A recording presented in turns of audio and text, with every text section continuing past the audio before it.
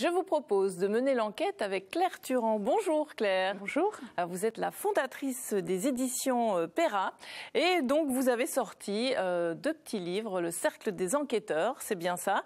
Et on va éclaircir avec vous les mystères et surtout avec les joueurs les mystères de ce Cercle des enquêteurs. Alors, on est bien autour d'un plateau de jeu, c'est bien ça. Autour, on retrouve des enfants, de quel âge? À partir de 9 ans, les deux premiers titres, donc La disparition du professeur Valjoly et Sabotage au cercle de la Lune, sont proposés pour des enfants à partir de 9 ans jusqu'à 12-13 ans. Et puis après, on peut jouer en famille avec des adultes. D'accord, donc les enfants seulement, un adulte est nécessaire? Alors en fait, on a conçu le jeu comme pouvant être jouable sans adulte. Donc le principe, c'est que c'est un livre-jeu qui permet de jouer ensemble pour résoudre une enquête. Et tout est inscrit dans le livre. En fait, le livre est l'animateur du jeu et celui qui nous guide. Donc il y a un des enfants qui va lire les consignes. Les meneurs peut-être. Voilà, il est animateur du jeu, ouais. Mais il est en même temps un joueur. Et donc il va pouvoir, en lisant, il y a plusieurs temps de jeu, il y a un temps de lecture de l'histoire dans laquelle on est projeté dans un mystère, et puis ensuite un temps où on va découvrir des indices, puis un troisième temps d'échange entre enfants pour essayer d'avancer dans la déduction et de comprendre ce qui est arrivé au professeur Valjoly. Alors ces petits bouquins, là, ce cercle des enquêteurs, c'est sorti il y a quelques mois. Voilà, donc ils sont parus en décembre. Sont donc des livres-jeux.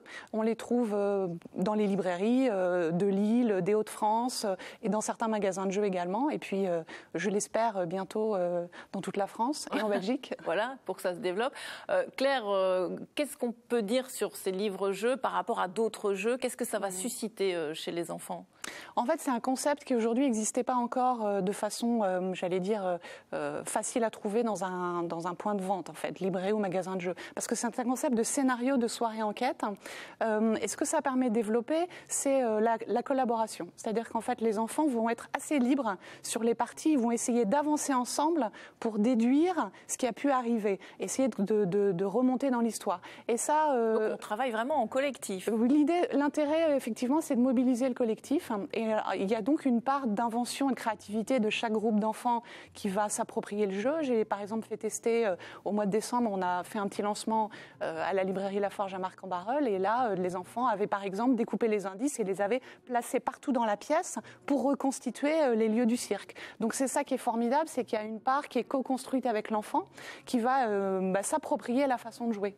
On peut même imaginer par exemple de découper les indices et d'aller les cacher dans des pièces de la maison qui du coup deviennent vraiment le manoir qu'on doit explorer. Parce que le principe, c'est qu'on explore un lieu, oui. Et qu'en fouillant ce lieu, on collecte des indices. Et donc ça veut dire qu'ils se mettent en scène aussi? On est aussi dans le jeu de rôle là, alors... On est dans le jeu de rôle, on est entre le Cluedo et le jeu de rôle, puisque la particularité, c'est qu'on incarne un des personnages de l'histoire. Et au début du jeu, on va découper une carte personnage. Les 6 personnages qui jouent dans l'histoire sont incarnés par les enfants. Et il y a un des personnages qui est le coupable. Mais on ne sait pas qui c'est. Sauf évidemment l'auteur, sauf celui qui a lu sa carte et qui sait qu'il est le coupable. Et du coup, il va devoir, lui, déployer une stratégie pour éventuellement camoufler les indices qu'il a trouvés si jamais ils le mettent en cause. Donc les enfants sont... Oui, il faut être subtil. Et les enfants sont à la fois les enquêteurs et les personnages de l'histoire. D'accord. Qu'est-ce qui vous a mené à écrire ce genre d'histoire? Alors, donc moi, j'ai conçu le projet, j'ai proposé à des auteurs d'écrire, donc je suis pas l'auteur. Les auteurs sont Pascal Duclerc-Mortier et Sébastien Doge. C'est vous qui avez... Et moi, en fait, l'idée, je l'ai eue à la suite. En fait, c'est la rencontre de deux envies, on va dire. La première, c'est celle de créer une maison d'édition de livres pour enfants que je porte depuis longtemps. Et la deuxième, c'est l'occasion que j'ai eue de jouer avec des enfants de 10 ans sur un scénario de soirée enquête que j'avais téléchargé sur Internet, que j'avais cherché et j'ai trouvé difficilement. Et puis, j'ai vécu cette expérience avec eux pendant 2 heures. Ils étaient 12. Et en fait, c'était incroyablement dense et excitant. Et ça partait dans tous les sens. Et on a été immergés vraiment dans une histoire. Et je me suis dit, il faudrait vraiment trouver le moyen de proposer ces expériences de jeu à des parents qui veulent proposer des choses à leurs enfants, à des enfants qui aiment jouer, etc. Et toute la difficulté, c'était de savoir quelle forme on donne à cet objet, à ce support de jeu, sachant qu'on n'est pas dans le jeu de société parce qu'en fait, on joue une fois. C'est-à-dire qu'une fois que je sais qui est le coupable, bah voilà, quelque part, l'histoire est terminée. Donc, d'autres enfants peuvent jouer avec les mêmes indices, mais enfin, pour les enfants qui ont joué, c'est terminé. Et comment on fait pour qu'en même temps, ce soit facilement jouable et qu'on puisse le trouver dans des librairies, des magasins de jeux où on a des offres semblables. Donc, j'ai essayé d'imaginer quel objet ça pouvait incarner. Et donc, c'est ce petit livre dans lequel il y a plusieurs parties. Une partie qu'on lit, une partie qu'on découpe.